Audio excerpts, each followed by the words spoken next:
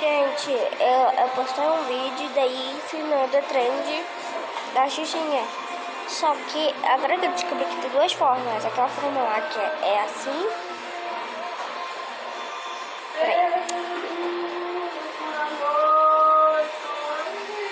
Que é assim, que é a forma fácil.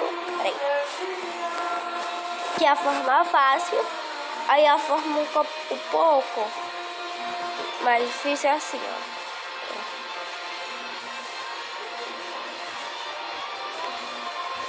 Entendeu?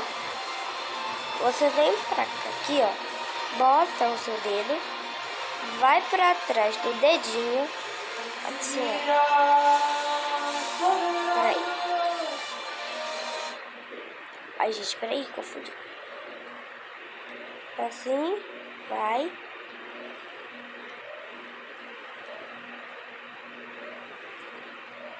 Entendeu? Entendeu? Vocês entendem?